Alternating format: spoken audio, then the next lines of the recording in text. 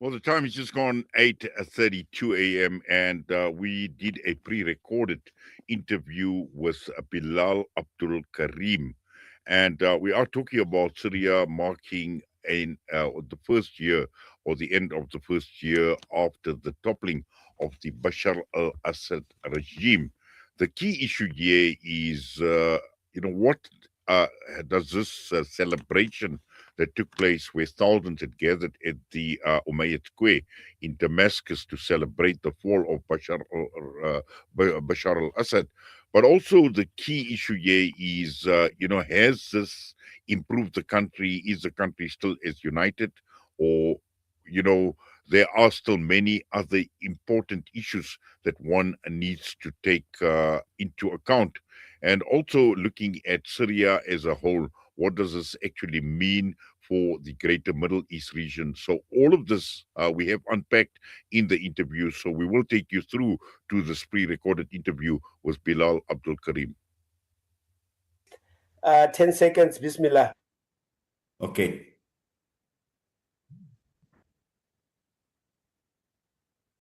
Welcome and Jazakallah khairan so much for your time. Wa alaikum salam wa rahmatullahi wa barakatuh. Jazakumullah khair for having me, and salam to the brothers and sisters. Yes, we've seen so much, as I mentioned, in Umayyad Square, thousands upon thousands waving Syrian flags as well, celebrating a year since Bashar al-Assad was toppled, which obviously is, the elation, the joy of being free. And this is what we witnessed on visuals across our screens in the last few days.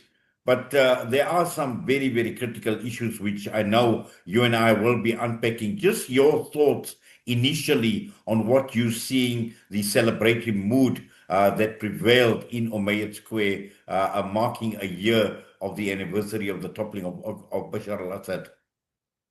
Bismillah, alhamdulillah, as-salatu was-salam ala rasulillah. Firstly, the Syrian people have a right to celebrate. They got rid of a brutal dictator, one that was maybe one of the worst that we've seen in centuries. The killing, the torture, the starving of prisoners. I mean, things that you just sit there and you just ask yourself, why would somebody want to do that? Why would a human want to do these things to other humans? We found remains in refrigerators and such like that, and it was wild. But we're a year removed from it. So I would like to say that the Syrian people deserve that moment, and they celebrated, and it was very festive. Walhamdulillah. After having said that, I really warn and caution not only the Syrian people but the Ummah in general, not to take their eyes off the prize. Now, what do I mean? The revolution was not about toppling Bashar al-Assad. The revolution was about toppling oppression. The two are not necessarily one and the same, because if you fall asleep or you take your eye off the prize like the Egyptians did, they toppled longtime strongman Hosni Mubarak, and they celebrated and such like that.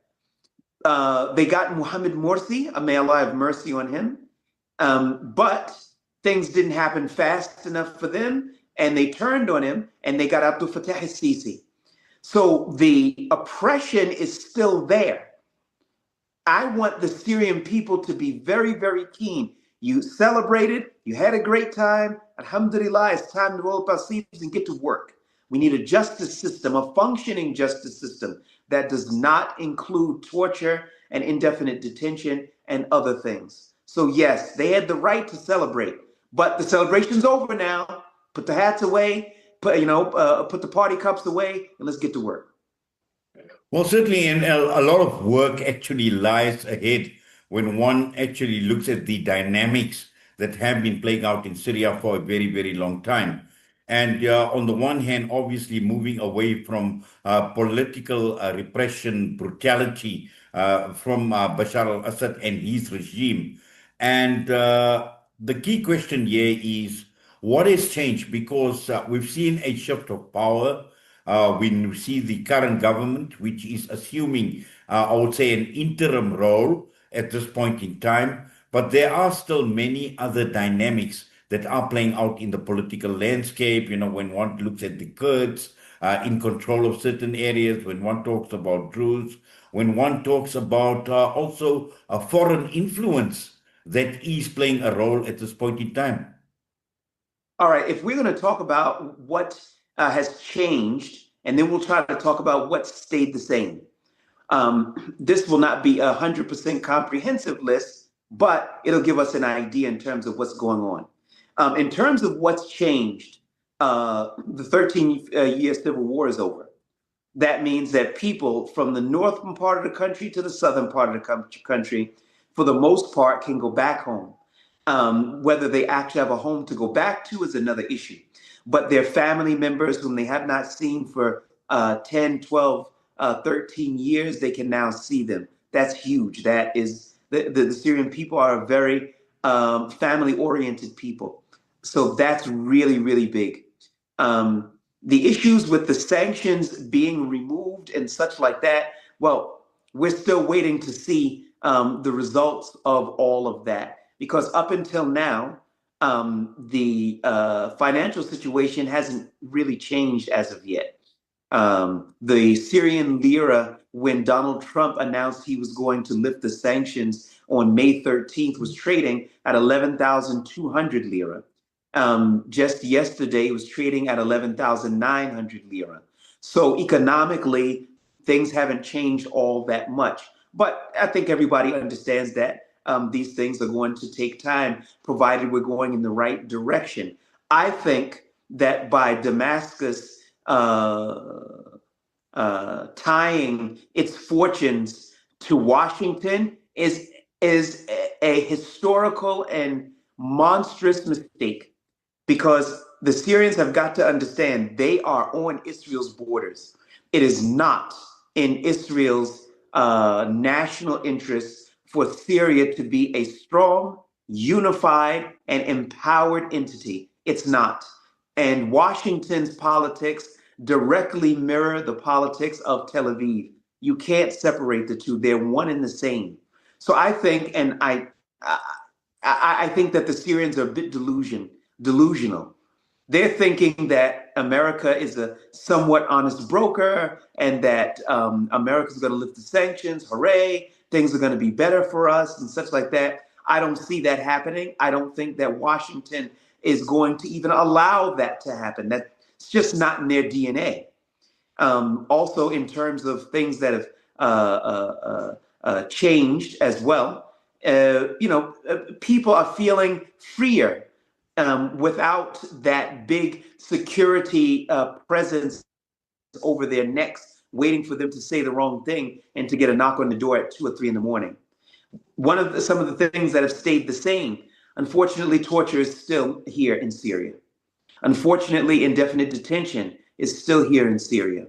Unfortunately, the judges, some of them are still left over from the Assad era. Even some of those that were in northern Syria are either unqualified or seem not to have enough taqwa to be able to handle the responsibility that they have there. The justice system is in sore need of being revamped.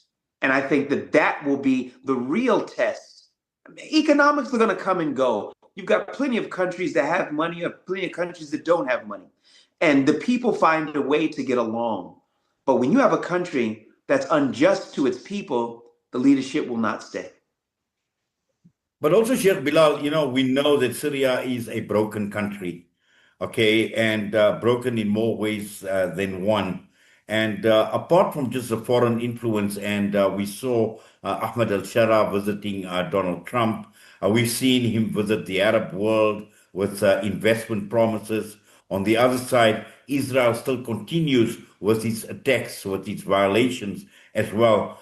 And putting all of that together within the country as well, there is quite a mix.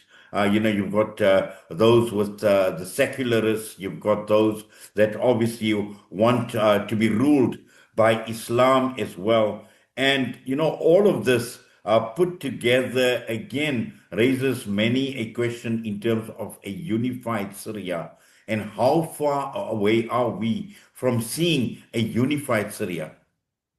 Yeah, we're a ways away because you got several problems that you have to look at. In the northeastern part of the country, around 32 to 33% is controlled by the Kurdish militia forces, the SDF, PKK, YPG, and such like that. They're controlling those territories. They have weaponry which is comparable to what Ahmed Shara has. They have an army that's comparable to what Ahmed Shara has. So I don't see them dissolving into the Syrian state, and I will tell you why. There are several reasons. One, why would a nearly as powerful entity dissolve into another entity that's nearly as powerful? And you have to understand something, that the fuel fields are under the control of the Kurdish militia forces. That's a huge revenue boost that Ahmed Shara doesn't have. Is it really realistic that they're going to just give that up just to join the state because they're feeling euphoric because Bashar al-Assad fell? I don't think so, number one. Number two, they're saying that Washington is pressuring Madloum Abdi, who is the leader of the Kurdish militia forces, to join the government of Ahmed Shara. I don't see that either, because they just, and on October the 10th, I think it was, they just approved 2026's $134 million budget. So if you're trying to pressure them, why would you approve next year's budget? That's another reason. So I think that the maximum we could expect is that if they do join Ahmed Shara's government, it will be largely symbolic. They'll fly the Syrian flag, but they'll continue to control those areas, which I don't know if you could really call that joining the government. As for the southeastern part of the country, you've got the province of Suwayda. The Suwayda is a big province, and it's the southernmost southeast province, and it's controlled by militia forces which are backed by Tel Aviv. They fly the Israeli flag. So they're not thinking about joining Ahmed Shara's government, nor is Tel Aviv pressuring them to do that. Why? Because they understand that, the Israelis understand that a weak and divided Syria is a good neighbor for them, because then they can never challenge them. Now, if we go to the southwestern part of Syria, which is just a few kilometers to the west of the Daraa province, you have Quneitra. Quneitra is full of IDF soldiers and IDF checkpoints, and these checkpoints pop up at any time. IDF soldiers can come knocking on Syrians' doors and just whisking them over into Israeli territory. And this happens on a regular basis, and you don't hear a word from Damascus. Their state news media doesn't even report it.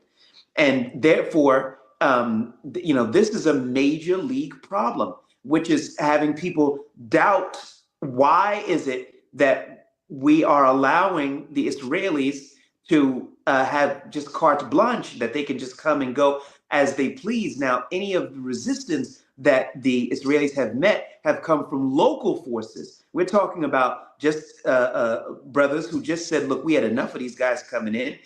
We've got the guns, and when they come in again, you blow the whistle, we come running.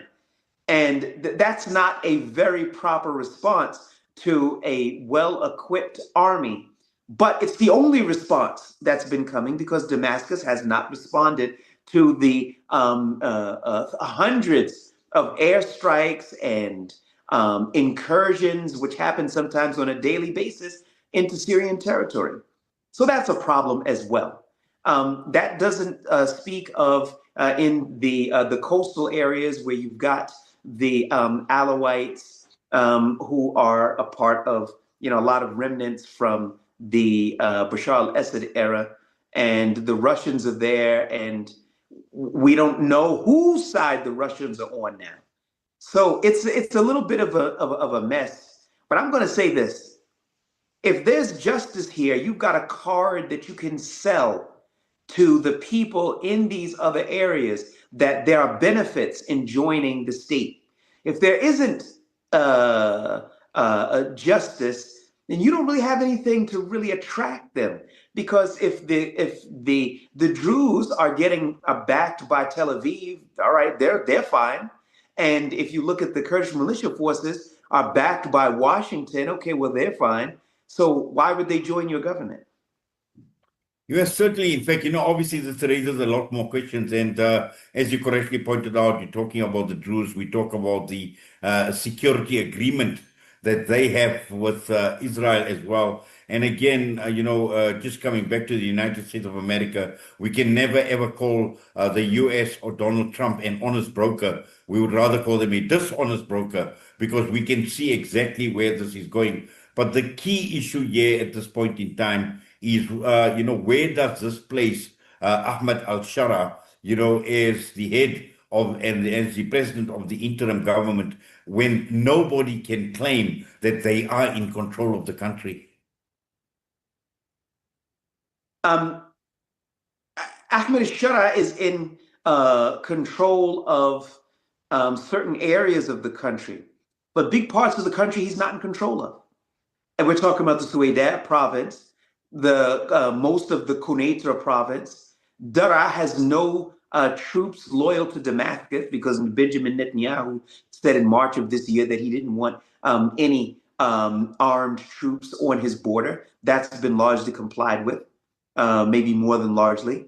In the northeastern part of the country, you've got the Kurdish militia forces that are there. So those are big parts of the country, and the natural resources are under the control of the Kurdish forces.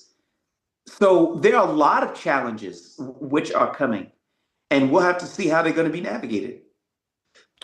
Yes, but also I think, where does this leave ordinary Syrians? When you're saying that, resources are obviously in control of the Kurds, and one of the biggest problems that ordinary Syrians obviously face is they want to see a better life. They want to see an economy that will, that is going to improve. They want to see even justice being served, because under Bashar al-Assad, with the brutal repression that had taken place, many of them are still in limbo as far as justice is being served. There are millions of Syrians that are still outside of Syria that would possibly want to return and are not returning as well. And this obviously is a dilemma for ordinary Syrians wanting a better life, despite being in the celebratory mood of celebrating a year after the toppling of Assad. But again, for ordinary Syrians, they just want to get on with their lives. They want to see a better life for themselves, for their families, but also they want justice. Look, I'm going to tell you something, a conversation that I had with somebody who's a Syrian, but they're not Muslim. And this is very, very important. They're not Muslim. And I said to them, I said that if you want success for your country, you have to have Sharia. Now, some people be sitting there saying, wait a minute, Sharia is a religious text, that's Quran and Sunnah and such like that. Why would you be having that conversation with a non-Muslim? And it is as follows. Look, all of our lands, the Arab lands, we even talk about Pakistan and other places, we've all brought these different people to power that thought that they were so slick. They thought that they were so smart. They thought that they were going to outsmart the entire planet. And when you look a year, 2, 3 years into their rule, it's business as usual. Marginalized on the world stage, the people are living in largely in squalor and poverty. There's no justice. The people and the state are enemies. The people and the sultanat. I'm sorry, I'm forgetting my English here. The authorities are at loggerheads with one another. We see it in every single one of our countries. So I said to this person who was not Muslim, look, you don't actually have to believe in Allah in the last day to see the wisdom in the system that Allah put forward in the Quran and Sunnah. That's for somebody that's not Muslim. We're not even talking about somebody who is Muslim. We haven't even gone there yet. I'm saying is to the Syrian people, brothers and sisters, y'all have tried everything else. All you keep getting are CCs and Assads and Bin Salmans and such like that. That's what we keep getting. Why? Because we keep thinking that we can go to Jumu'ah, make our salat in Jumu'ah, and the rest of the week it's all secular business. Well, we keep doing that. How many years are we going to continue this project that we're going to just continue one failed practice after another? The way that I say it is if a person is trying to open a door and he smashes his head into the door trying to open it, he does that about 3, 4 times. I'm going to say, look, man, I think you should try something new. But then he gets up and says, no, I gotta stay. I gotta keep at it. That's the way I'm seeing a lot of our lands. Now, this is a turning point because if the people get serious, the adoption of Islam is going to take care of the justice problem. The adoption of Islam is going to take care of much of our economic problems. The adoption of Islam is going to take care of who really is an enemy and who is not. That's going to make things a lot clearer. And it'll also take care of one other thing. Our lands are good for coups, internal strife, and such like that. Why? Because there's no way to change a leader except through bloodshed. And that has got to change. Now, people sit there and say, wait a minute, Bilal, are you pushing democracy? Elections and democracy are not one and the same. But there has to be a way that you can involve the people in the rebuilding of their country. It can't continue to be, well, look, I'm at the top, and if you want to contribute, you can just give me some money, and you can just be obedient to me. Yeah, I don't think that's going to work, because we've tried that numerous times, and you can see the result. Well, certainly, in fact, there's a lot of food for thought. I just wish we had a lot more time, Sheikh Bilal, because, time is of the essence.